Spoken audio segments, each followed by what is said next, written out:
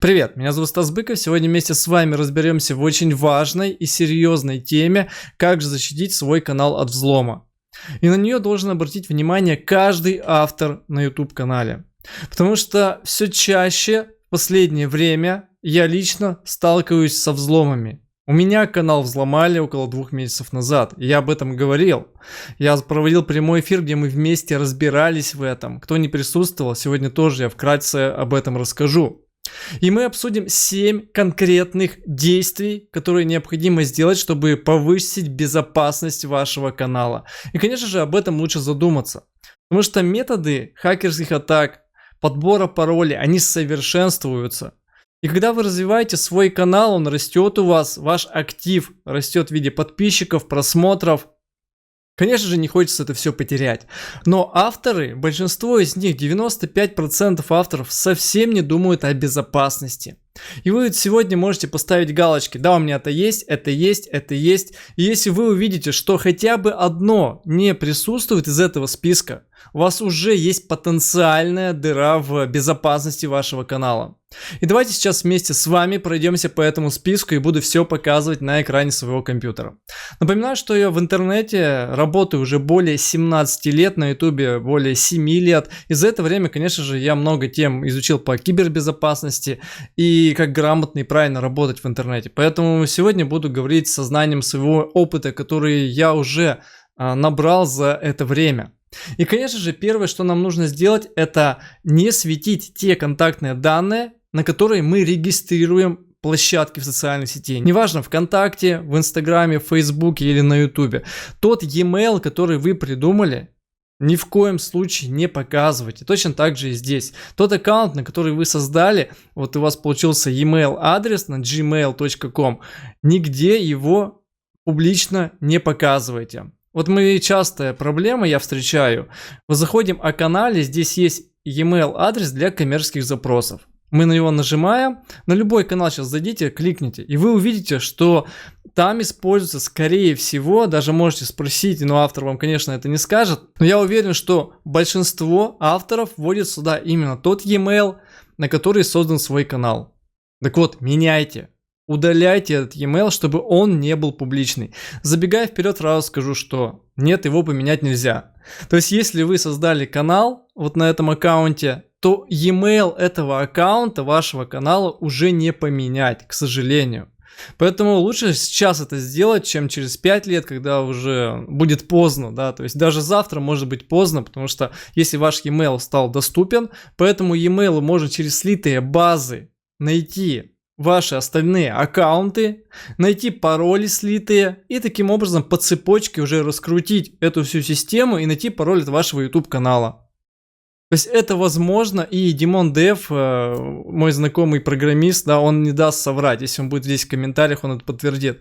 Поэтому внимательно к этому относитесь. Второе, пароль от аккаунта должен быть непростым. Вы можете воспользоваться генератором пароля, вы можете воспользоваться просто своими пальцами и нажать что-нибудь. Я как обычно делаю, когда нужно ввести пароль, я просто начинаю на английском языке, конечно же, вводить вот так вот цифры, буквы, символы, большие, маленькие буквы. И вот где-то примерно у меня вот такие пароли получаются. Почему это важно? Чтобы метод перебора, когда вот этого пароля был, он был как можно дольше, сложнее, и, возможно, если у вас там еще будут различные вот такие вот символы, он вообще не подберет, понимаете? А многие как сделают? Там дату рождения, там вот поставили, да, дату рождения, и все, такой пароль безопасности. Я думаю, у половины зрителей, кто сейчас смотрит, именно вот такие пароли. Ребят, но такие пароли, они взламываются за секунды. Конечно же, сейчас компьютеры развиваются, и методы подбора, они тоже совершенствуются. Но дело в том, что вот такой вот пароль, да, который я вначале придумал, он тоже может взломаться. Просто дело в мощностях компьютера. Сейчас есть суперкомпьютеры, которые обрабатывают гигабайты информации за доли секунды. И вот там вот эти подборы, они просто будут быстрее, да, там не месяц делаться, а за неделю, может быть за день подберутся. Поэтому сделайте сложный пароль, воспользуйтесь генераторами паролей, такие тоже есть, если сами не можете придумать. Генератор паролей. Если вы пользуетесь там антивирусом, у меня вот у вас установлен, тоже я там генерирую прямо, вот, создать пароль, видим, спецсимволы используем, например, там сделаем 15 символов, вот вам и пароль. Все, это уже очень сложный пароль, который так просто подбором, ну, быстро не подобрать. Переходим дальше. Третье действие – это добавить расширение в браузер Google Chrome защита паролей. Почему это важно и почему это необходимо? Потому что это защитит вас от фишинга. То есть, когда вам приходит письмо на почту, якобы от YouTube или Gmail, многие авторы переходят по этой ссылке, видят, что, ага, я перешел на YouTube, а мне нужно авторизоваться. А на самом-то деле это не настоящий сайт YouTube. Это просто визуально похожий сайт. Люди вводят туда авторы, логин, пароль, окей, и все, в этот момент ваши данные отправляются хакеру. Чтобы такого не было, чтобы была такая проверка, есть официальное расширение для браузера от Гугла. Ссылку я оставлю в описании, также можете в библиотеке приложений Гугла это найти, Google Chrome я имею в виду. Это официальная разработка google.com, обратите внимание. Здесь, когда вы заходите, например, на фишинговый сайт, у вас будет вот такое оповещение, вы только что указали свой пароль на фальшивой странице входа в Gmail. И это вас остановит, то есть можно сразу здесь сбросить пароль будет.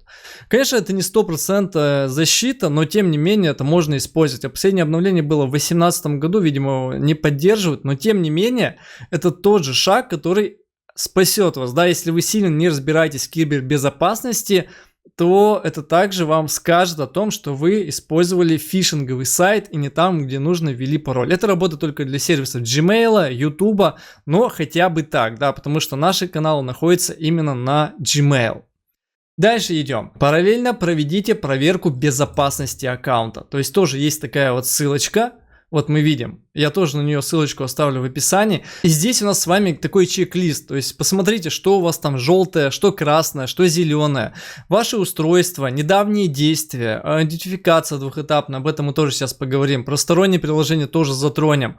И настройки Gmail и сохраненные пароли. Тоже это все будет у вас здесь видно. Отпишите также в комментариях или поправьте обязательно, чтобы у вас было, как у меня сейчас, чтобы было все зеленым цветом. Все галочки были активны. А здесь же, исходя из этого чек-листа, мы сразу же можем перейти с вами к пятому шагу, это двухэтапная аутентификация. Она очень важна, это подтверждение входа по смс или приложению. Если вы из непонятного места для Гугла заходите на свой канал, вводите логин, пароль, конечно, нужно будет подтвердить это место, потому что там другой айпишник, другой регион, может быть, с другой стороны заходите. В этом случае вам это поможет. Обязательно подключите, чтобы была защита от мошенничества. Когда ваш канал украдут, например, захотят авторизоваться в другом месте, у них это не получится, потому что нужно будет ввести пароль из приложения или из смс. Шестой шаг – это сторонние приложения, которые вы устанавливаете и которым даете доступ к своему каналу. Я здесь могу говорить, что хочу, да, любой сервис, который мне не нравится, я могу высказывать свое мнение. Вот те сервисы, которые вы используете, ну вот я в частности, это VidIQ, это Donation Alerts, это сторонние еще сервисы, какие-то дополнительные по статистике, у них есть право при подключении запрашивать доступ к вашему каналу.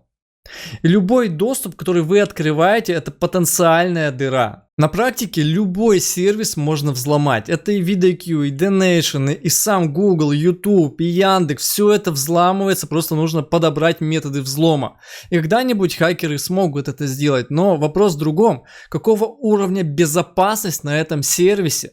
Потому что хакеры не дремлют, но и внутренние хакеры сервисов, они тоже разбираются в кибербезопасности и наращивают степень защиты.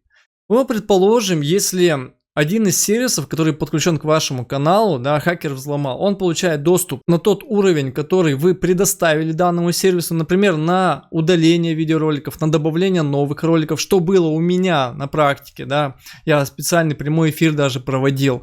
У меня там был доступ уровня загружать и удалять ролики, и точно так же вот у меня была такая проблема, то есть начали загружать ролики, потом я удалил все сторонние сервисы, которые были подключены, потому что не понимал, откуда это. И вот эти действия, они прекратились. Поэтому никто не защищен от этого. Даже тот же и YouTube могут взломать, найти методы подбора, и поэтому мы все здесь рискуем. Да, конечно, безопасность, она очень важна.